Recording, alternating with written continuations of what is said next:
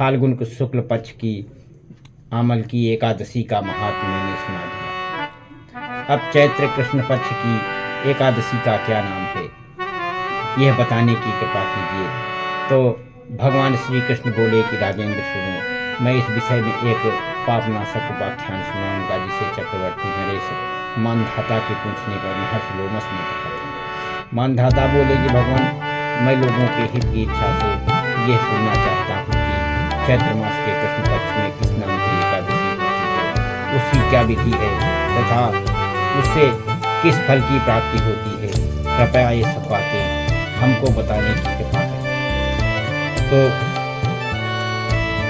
लोमस ने कहा कि हे नरश्रेष्ठ, पूर्व काल की बात है,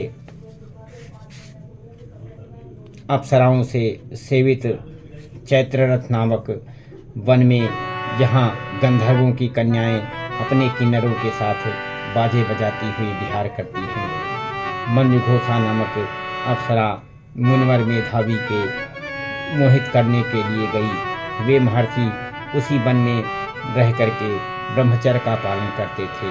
मंजुघोषा मुनि के भय से आश्रम से एक कोस दूर ही ठहर गई और सुंदर ढंग से बीना बजाती हुई मधुर गीत गाने लगी। मुनिश्रेष्ठ मेधावी घूमते हुए उधर जा निकले और उस सुंदर अप्सरा को इस प्रकार के गान करते हुए देख करके सेना सहित कामदेव से परास्त होकर के बरबस मोह के वशीभूत हो गए। मुनि की ऐसी अवस्था को देख करके मंजुघोषा उनके समीप आई और बीना नीचे रख करके उनका आलिंगन करने लगी। मेधावी ने भी उसके साथ रमण किया और कामवश रमण करते हुए उन्हें रात और दिन का भी भय न रहा। इस प्रकार के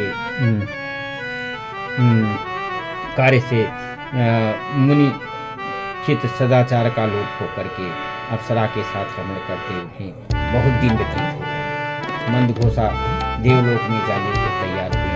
जाते समय उसने मुनिश्रेष्ठ मेधावी से कहा कि ब्रह्मन, आप मुझे अपने देश जाने की आज्ञा दीजिए।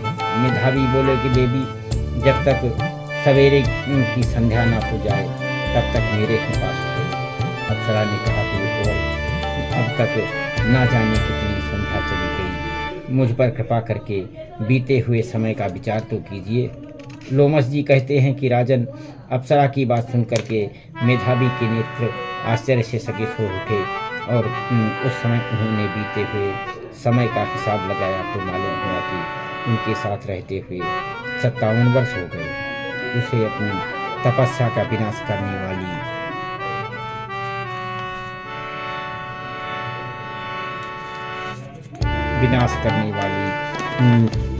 जान करके मुन को उस पर बड़ा क्रोध हुआ। उन्होंने साथ देते हुए कहा कि बात तू पिशाचनी होगा। मुन के साथ से दर्द होकर के वो विनय से नतमस्तक होकर के बोली कि भगत, मेरे साथ का उद्धार कीजिए। 7 वाक्य बोलने या 7 पद साथ साथ चलने मात्र से ही सत्पुरुषों के साथ मैत्री हो जाती है। ब्राह्मण, मैंने तो आपके साथ अनेक वर्ष व्यतीत किए हैं, अतः स्वामी मुझ पर कृपा कीजिए। तो मुनि बोले कि भद्रे, मेरी बात सुनो, वो सांप से उद्धार करने वाली है, क्या करूं? तुमने मेरी बहुत बड़ी तपस्या नष्ट कर दी है। चैत्र कृष्ण पक्ष में शुभ एकादशी आती है, उसका नाम पाप मोचनी है, उस सब पापों का क्षय करने वाली है। सुंदरी उसी का व्रत करने से तुम्हारी पिशाचता दूर होगी। ऐसा कह करके मेधावी अपने पिता मुनिवर च्यवन के आश्रम पर गए। उन्हें आया देख करके उन्होंने पूछा कि बेटा, ये क्या किया तुमने? तो अपने पुण्य का नाश कर डाला।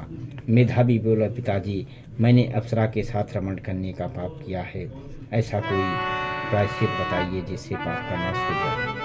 च्यवन ने कहा कि बेटा, चैत्र कृष्ण पक्ष में जो पाप मोचनी एकादशी होती है उसका व्रत करने पर पाप रास का विनाश हो जाएगा।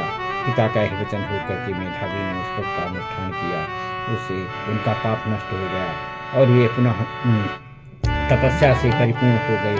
इसी प्रकार मंजुघोषा ने भी इस उत्तम व्रत का पालन किया। पाप मोचनी का व्रत करने से वो पिशाच योनि से मुक्त हुई और दिव्य रूप धारणी श्रेष्ठ अप्सरा होकर के स्वर्गलोक में चली गई। राजन, जो श्रेष्ठ मनुष्य पाप मोचनी एकादशी का व्रत करते हैं उनका सारा पाप नष्ट हो जाता है। इसको पढ़ने और सुनने से शास्त्र गोदान का फल मिलता है। ब्रह्म हत्या, सुवर्ण की चोरी और सुरापान और गुरु पत्नी गमन करने वाले महापातकी को भी इस व्रत के करने से पाप की मुक्ति हो जाती है। यह व्रत बहुत पुण्यमय है। लक्ष्मी नारायण नारायण हरि हरि, श्रीमन नारायण नारायण हरि हरि। तेरी लीला सबसे न्यारी न्यारी की हरि हरि। लक्ष्मी नारायण नारायण